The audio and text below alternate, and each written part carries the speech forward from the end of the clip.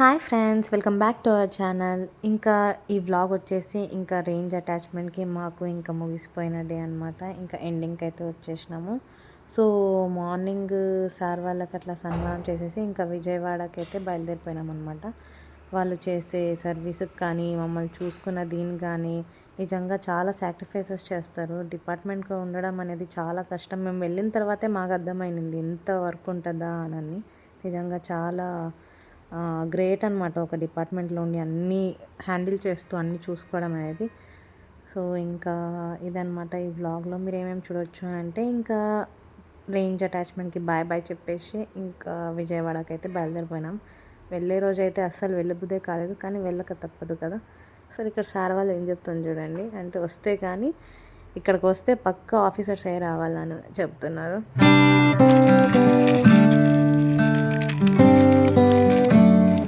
Hi Jogi.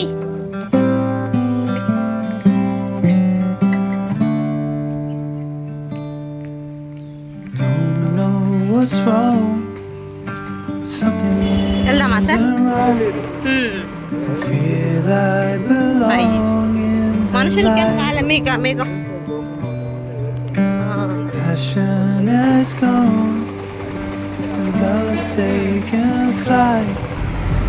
Things just feel heavy tonight. I'm tasting no tears, I'm fighting no fears, but still there's a hole in my heart. Not on my own, but I feel it sometimes. Wondering what should I do? For reasons unknown, I don't need to decide. It's true that I don't have a clue.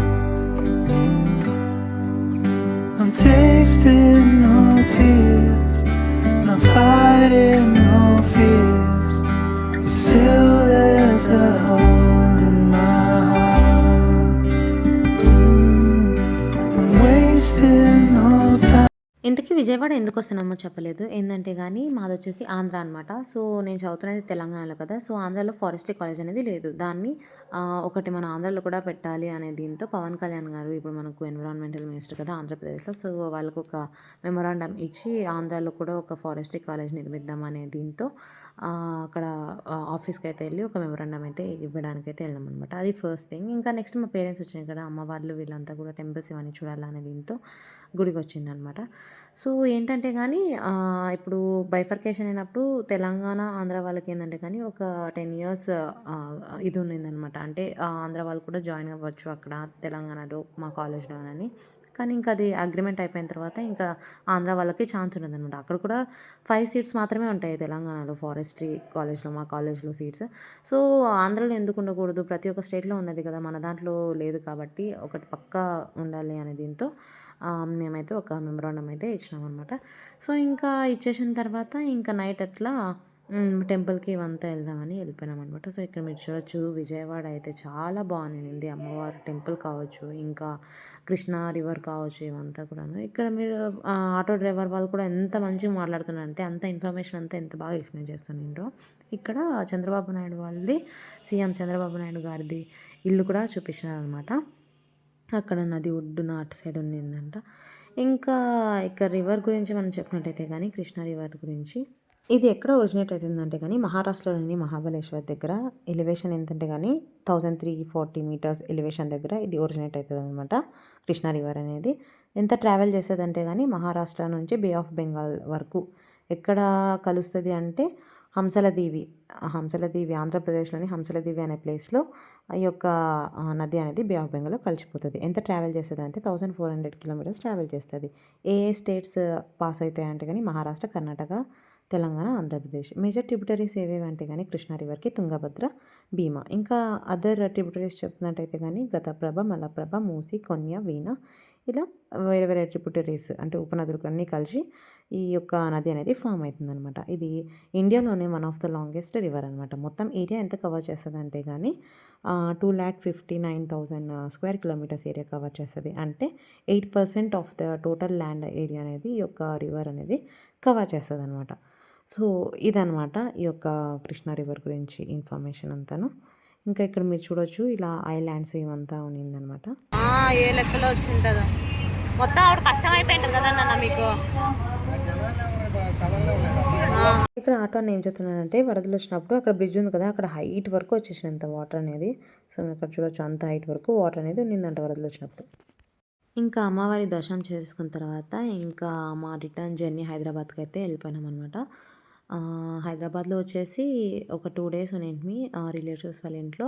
ఇంకా అక్కడ వచ్చేసి Experium park అయితే వెళ్ళినమాట. ఆ vlog అయితే నేను upload చేస్తున్నాను. So తప్పకుండా చూడండి, ఆ వ్లాగ్ అయితే మంచి ఇన్ఫర్మేటివ్ ఉంటుంది అనమాట. అంటే హైదరాబాద్లో best place, must visit place. కొంచెం ఎక్స్పెన్సివ్ ఉంటుంది ఎంట్రీ టికెట్, కానీ లోపలికి వెళ్తే కానీ వర్త్ అనిపిస్తుంది. ఎందుకంటే చాలా క్రోర్స్ ఆఫ్ ఇన్వెస్ట్మెంట్ అక్కడ చేసినారు ప్రతి ఒక్క ట్రీ మీద. అంటే వేరే వేరే కంట్రీస్ నుంచి కూడా ఆ యొక్క ట్రీస్ని తెచ్చినారు. సో వర్త్ అనిపిస్తుంది.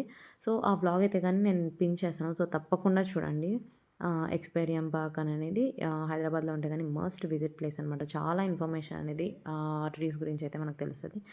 సో ఇదే అనమాట విజయవాడ వ్లాగ్ అనేది. ఇంకా ఆ వ్లాగ్ అయితే మీరు చూడండి. హైదరాబాద్ అయితే అదైతే మస్ట్ అంటే మస్ట్ వాచ్ వ్లాగ్ అనమాట. అంటే ట్రీస్ గురించి అంతా తెలుస్తుంది. సో ఇది ఫ్రెండ్స్ ఈ యొక్క వీడియో గురించి. సో మరెన్నో ఇలాంటి ఫారెస్ట్ రిలేటెడ్వి కావచ్చు, మేము వెళ్ళే జర్నీవి కావచ్చు, ఇంకా మేము ఎక్స్ప్లోర్ అయ్యే ప్లేసెస్వి కావచ్చు, ఇవన్నీ కూడా చూడాలంటే కానీ మన ఛానల్ని సబ్స్క్రైబ్ చేసుకోండి.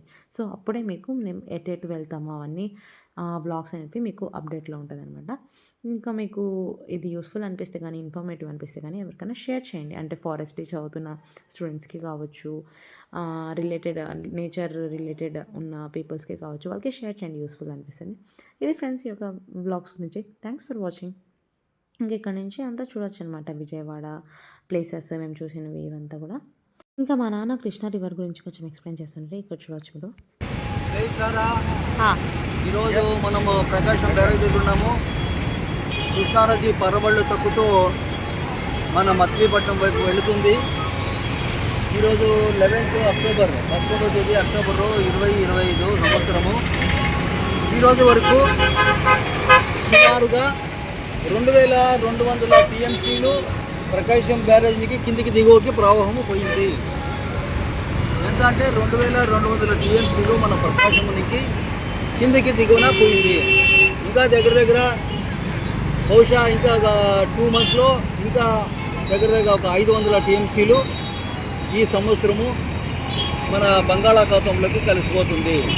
ನೋಡಿ, ఈ అమూల్యమైన జల సంపద వాడుకునేకి మన రాష్ట్ర ప్రభుత్వాలు, కేంద్ర ప్రభుత్వాలు కలిసి పనిచేస్తే బీడులుగా ఉన్న భూములు సస్యశ్యామలం అవుతాయి. ప్రతి ఒక్కరికి ఆహారం దొరికే పని రైతన్నలు చేస్తారు. దీన్ని ఇలాంటి మహోత్తరమైన కార్యక్రమాల్ని రాష్ట్ర కేంద్ర ప్రభుత్వాలు ప్రారంభించాలి. మన ఆర్థర్ కాటన్ దొర గారు, జాన్ పెన్నీకుక్ గారు, విశ్వేశ్వరయ్య గారు, ఎంతో మహానుభావులు, కలగన్న కేఎల్ రావు గారు, ఇలాంటి ఎందరో మహానుభావులు కలగన్న ఈ నీటి కళలు కావాలి, కళలు నిజం కావాలి. ఇలాంటి నీటి ప్రాజెక్టులని రాజకీయాలకు అతీతంగా చంద్రబాబు నాయుడు గారు కానీ, అటు కేంద్ర నరేంద్ర మోదీ కానీ ఇలాంటి వాళ్ళు కలిసికట్టుగా చేస్తే మన భారత భూమి సస్యశ్యామలం అవుతుంది. ఇంతే చూడండి, కృష్ణానదిలో పరవళ్ళు తొక్కుతూ మన మచిలీపట్నం దగ్గర బంగాళాఖాతంలోకి చేరుతుంది. ఇప్పటికీ 2200 టీఎంసీలు సముద్రంలో కలిసిపోయినాయి. దీంట్లో 20% మనము యూటిలైజ్ చేసుకోగలిగితే ఎన్నో రాయలసీమ జిల్లాల్లో కానీ, కర్ణాటకలో కానీ ఎన్నో బీడు ప్రాంతాలు ఉన్నాయి. ఆ ప్రాంతాలకు నీటిని కల్పిస్తే ఆ బీడు భూములు సస్యశ్యామలం అవుతాయి. ప్రతి రైతన్న ముఖంలో సంతోషం కలుగుతుంది.